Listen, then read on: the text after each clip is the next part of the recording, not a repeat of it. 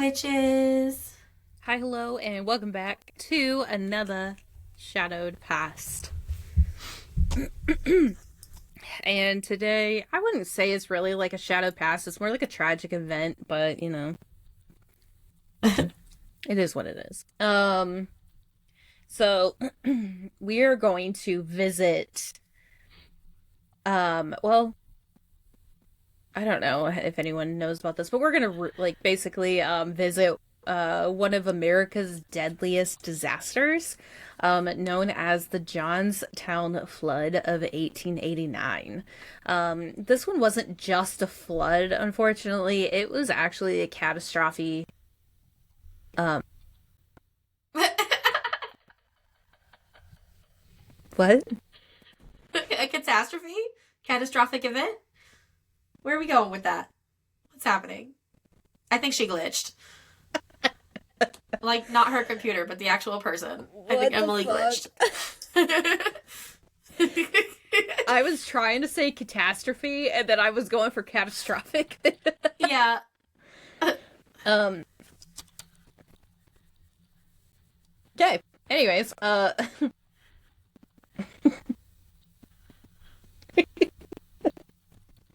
it was a catastrophe. Got it. Catastrophe. Born of human negligence. As It's most not are. even that hard of a word to say out. And then, like, catastrophe. Wait, what did I say? How did I say it? Catastrophe. Catastrophe. Yeah. I promise English is my first language. Anyways, this is a human. God damn it. This is what happens when I don't take my ADHD meds. I revert back to my what the fuck is wrong with her. Um anyways, damn it. By nightfall, more than 2,200 lives would be lost and the valley would never be the same. Oh, Jesus. It's going to be a long episode. Okay, so to understand this tragedy, we're actually going to start, decades before the evening or what had led up to the storm. To the So catastrophe. yeah, the catastrophe event. So the flood happened in 1889, but we're going to go back to 1838. And this happened in Pennsylvania. So Pennsylvania began building the South Fork Dam to supply water for its canal system. By the time it was finished in 1853, railroads had made canals obsolete, which really sucks because if it wasn't for the Industrial Revolution, this wouldn't have happened. Um, but I mean, there's other reasons why it happened. But the dam that was built was 72 feet high. It was 900 feet wide, and it held back a lake 2 miles long, a mile wide, and 60 feet deep. Jesus. Hiccup. Um, After years of neglect, the property had changed hands. In 1879, the South Fork Fishing and Hunting Club bought it as a private resort for the Pittsburgh's elite. Names like Andrew Carnegie, Henry Clay Frick, and Andrew Mellon were a few of the elite members of this club. They made changes. They lowered the dam to add a road, removed discharge pipes, and installed fish screens that clogged easily. Every change that they had done had weakened the dam. Warnings had come and gone, and engineers said the dam was unsafe, but the club ignored them. After all, this was the playground for the wealthy. They didn't care. And then the rain began. So May 28th to May 30th, 1889, the rain pounded the valley without mercy. Sheets of water turned roads into rivers, hillsides slide into valleys, and the telegraph lines crackle with warnings, but messages can't get through. Lake Conemaugh swells behind the South Fork Dam, pressing against its already weakened walls. Farmers had watched their fields disappear. Townsfolk whisper, "We've never seen rain like this." And by May 31st, the lake is a monster, its surface boiling under the storm. Workers toiled desperately, raising the dam, digging spillways, removing fish screens. It's too little, too late. And by mid-afternoon, the dam can't hold any longer. At 3:10 p.m. on May 31st in 1889. Yes, I just making sure I said that right. 1889. The dam doesn't just break, it explodes. 20 million tons of water, crusting at 35 feet, rushes down the valley at 40 miles an hour. Damn. Witnesses said it was like the earth had opened up and swallowed the lake.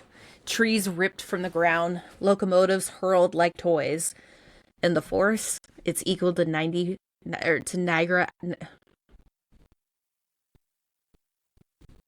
Hold on. The force again. Yeah, I am. It's equal to Niagara Falls for 40 minutes. Oh shit. 4 square miles of Johnstown are level. 1,600 homes gone. 280 businesses destroyed. At the stone bridge, wreckage piles 40 feet high across 30 acres. Timber, barbed wire, bodies. Then it all catches fire. Jesus. And then those waves, reaches Johnstown. Oh. Imagine standing on your roof watching the valley vanish beneath a wall of water. I mean, for those who have, like, it's terrifying. People cling to rooftops, trees, anything that floats. Mothers clutch their babies as the current rips them away. Eyewitnesses recall cribs drifting alone, a baby sitting upright as the river carries it downstream. Oh my god. I told you, this is tragic.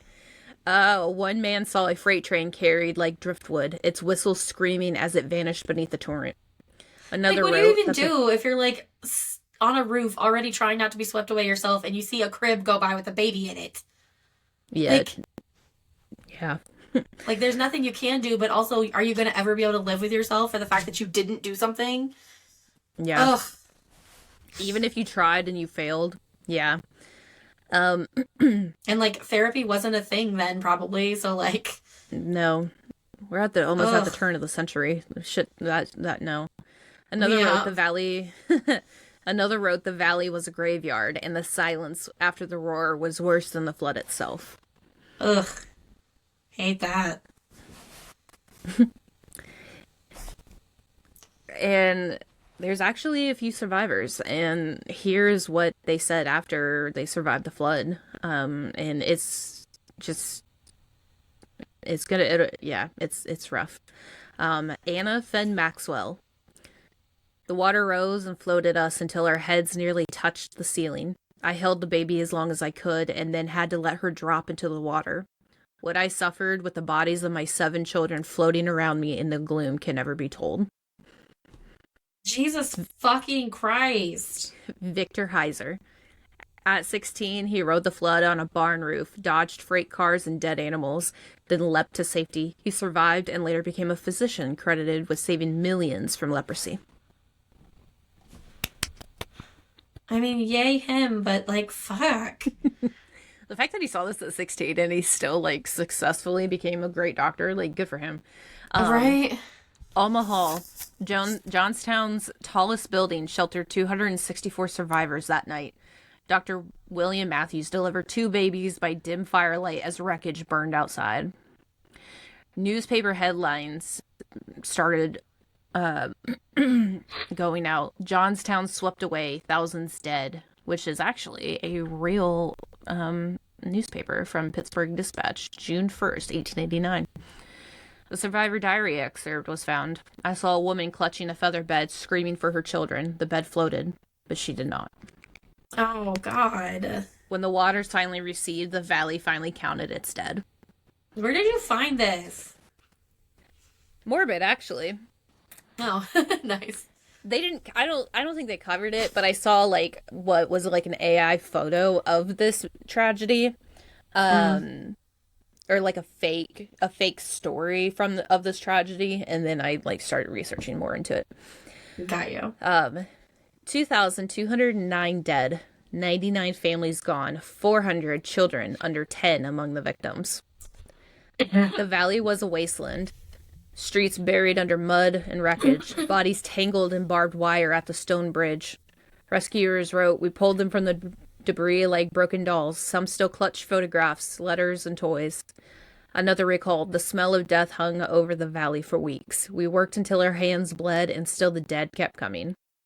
Clara Barton and the American Red Cross had finally arrived, their first major disaster relief effort. Barton and 50 volunteers came from Washington, D.C. just 5 days after the flood. They stayed for 5 months building Red Cross hotels with kitchens, bathrooms, and dining halls. They distributed supplies worth $211,000 and helped 25,000 people. I think that's $211,000 our time, not then. Okay. Barton designed warehouses to sort donations and even built homes for survivors. Merchants and businessmen lived in the Locust Street Hotel, which had 34 rooms and hot and cold running water. Barton left in October, honored with a diamond and amethyst locket from the people of Johnstown. Survivors sued the South Fork Fishing and Hunting Club. Every case had failed, though. The courts called it an act of God. Not one member had paid a cent for the tragedy that had begun. But who were these men? Andrew Carnegie, Henry Clay Frick, Andrew Mellon, Philander Knox, and more than 50 millionaires. The industrial elite of Pittsburgh. They had ignored the warnings, they cut the corners, and then they escaped the accountability. Public outrage was enormous. Newspapers compared their indifference to Nero fiddling while Rome burned. The injustice sparked a legal revolution. Courts began adopting the doctrine of strict liability, holding owners accountable for inherently dangerous conditions, even without proof of negligence. It didn't help Johnstown victims, but it did change U.S. legal history. From this tragedy came change, not just in Johnstown, but in the courts. So what is strict liability? Strict liability is a legal principle that says if you create a risk, you bear the responsibility for any harm it causes, whether or not you were negligent. No excuses, no hiding behind acts of God. Good. This doctrine applies to activities considered inherently dangerous, like storing millions of tons of water behind a dam, using explosives, or keeping wild animals. If harm occurs, liability is automatic. The roots of this idea go back to the English case in 1868, Rylands v. Fletcher. A landowner built a reservoir. When it burst and flooded a neighbor's property, the court ruled if you bring something dangerous onto your land and it escapes, you're responsible. After Johnstown, American courts embraced this principle. It became the foundation for modern tort law. Tort law? What? I don't know. Could be. Did I fuck that up? Nope, I was right. Ha. Sometimes when you see something and you're like, is that true? And you're like, is that right? I don't know. Yeah. Anyways. It became the foundation for modern tort law, shaping product liability, environmental regulations, and corporate accountability. Why does it matter today, though? Because strict liability ensures that those who create the risk can't walk away from when disaster strikes. It's quite a safeguard for public safety, and a lesson written in water and fire after May 31st, 1889. So, from the ruins of Johnstown came a legal legacy that still protects us to this day. Well, kind of, maybe. I don't know. Depends on who you are. The Johnstown flood was more than a natural disaster. It was a man-made tragedy born of greed and neglect. And in its aftermath, the law changed to make sure history wouldn't repeat itself. Wow. So it takes 400 dead children. Jesus. To change the law. Man, you were like losing it. You're like, oh my God. That was oh my God. really oh my God. hard. That was a tough one. I know. When I Snapchatted you yesterday, I was like, fine. I guess I created a really heart-wrenching episode for us. Yeah, you did. Jesus. And here you are. But yeah. They actually I mean, have I liked it. It was good. It was just like, goddamn. so they actually have a memorial. Not necessarily a memorial, but they have like a museum set up for all of that, and you can actually and a lot of the information that I got was actually from their historical site.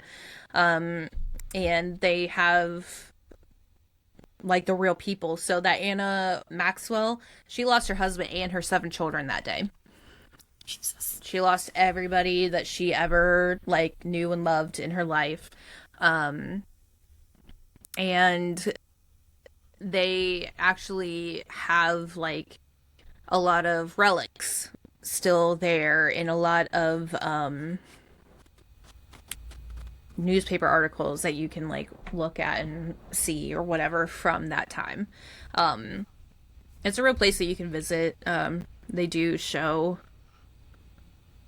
I don't know about photos, but they do show some pretty rough historical information on that time. But yeah, I got a lot of my information from what is it called? Where is it? Where is it?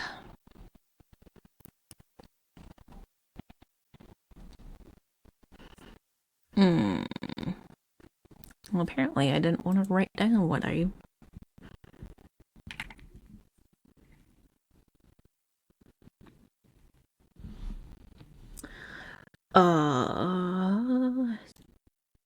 Heritage Johnson is what it is. It's Johnstown Museum. They actually have the flood history. They have information about the facts, the club and the dam, the flood and the American Red Cross, the relief effort, all the survivor stories, and remembering the flood, so that nobody can, do all of that. More than 750 victims were never identified and are actually rested in a plot of the unknown in Grandview Cemetery. Yikes. Bodies were found as far away as Cincinnati and as late as 1911. Which is what, like 11, 12 years later? Yeah. Wow. $3,742,000, 800. Why did I say dollars? I wasn't even finished yet. $3.7 million was collected for the Johnstown relief effort from within the U.S. and 18 foreign countries. And that wasn't actually the first significant flood they had. They actually had a flood in 1936 and in 1977.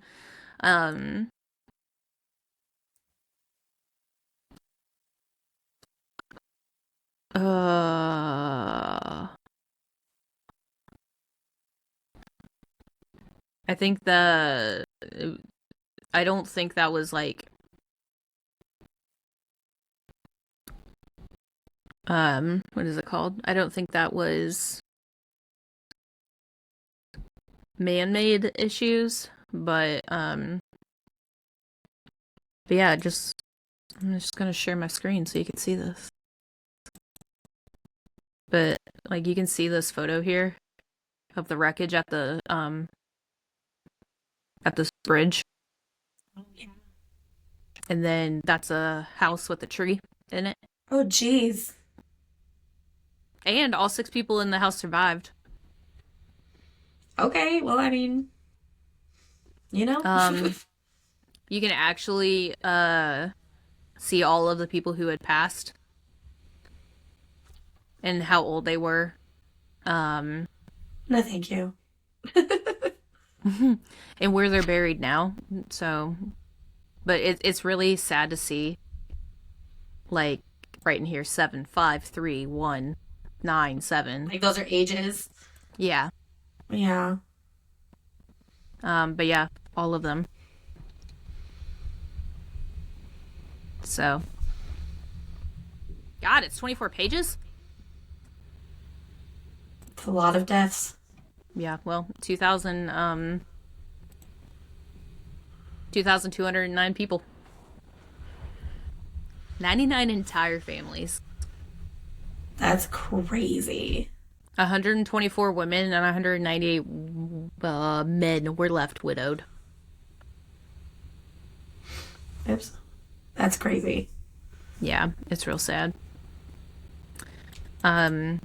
So when people get outraged by their, corporations for not doing things that they should be doing to hold themselves accountable and to prevent major things from happening, this is there why. are reasons for that shit. Yeah, these are why. And I know there's a lot of different whatever right now that could happen, but this is pretty significant to the point where it's like, you got me fucked up. Right? That's crazy. So, a very, very tragic shadowed past, and one you don't actually hear about, to be honest. No, I never heard of that. I would have loved to hear about that. The AI generated or fake story that I saw. So I'm in the morbid podcast Facebook group, and somebody had asked if the girls had covered the story, and it was just a picture of a bunch of women in the 50s or so with kids in a cradle, sending them down the stream. And the fake story was something along the lines of almost 100 years after the event happened, which it makes no sense that these women look like they're in 50s attire, 50s style hair clothes, and this supposedly happened in the 80s. It did not. But basically all these people or babies floated down the river, and 100 years later they all came back. So a 93-year-old woman who lost her sister in the flood ended up getting her sister back at the same age, shit like that. So, and then they say that you can actually go by the river or whatever, and you can see them